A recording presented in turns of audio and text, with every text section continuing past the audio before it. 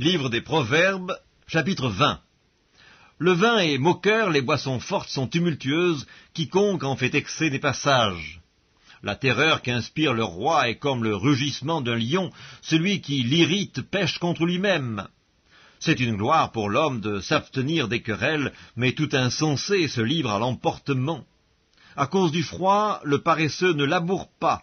À la moisson, il voudrait récolter, mais il n'y a rien. Les desseins dans le cœur de l'homme sont des eaux profondes, mais l'homme intelligent sait y puiser. Beaucoup de gens proclament leur bonté, mais un homme fidèle, qui le trouvera? Le juste marche dans son intégrité, heureux ses enfants après lui. Le roi, assis sur le trône de la justice, dissipe tout mal par son regard. Qui dira « J'ai purifié mon cœur, je suis net de mon péché » ? Deux sortes de poids, deux sortes d'effats sont l'un et l'autre en abomination à l'Éternel.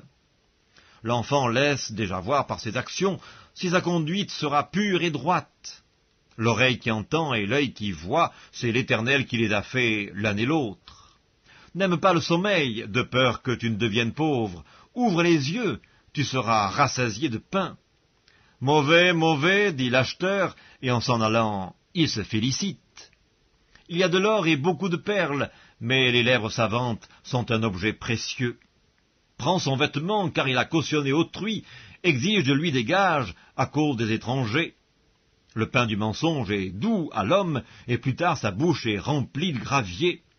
Les projets s'affermissent par le conseil, fais la guerre avec prudence.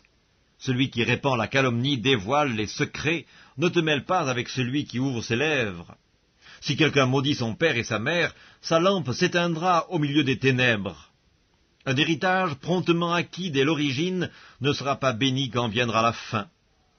Ne dis pas « je rendrai le mal », espère en l'Éternel et il te délivrera. L'Éternel a en horreur deux sortes de poids et la balance fausse n'est pas une chose bonne. C'est l'Éternel qui dirige les pas de l'homme, mais l'homme peut-il comprendre sa voie ?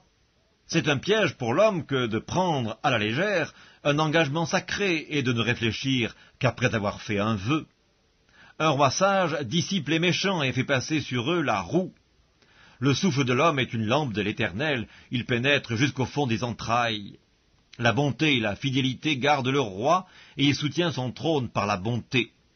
La force est la gloire des jeunes gens, et les cheveux blancs sont l'ornement des vieillards. Les plaies d'une blessure sont un remède pour le méchant, de même les coups qui pénètrent jusqu'au fond des entrailles.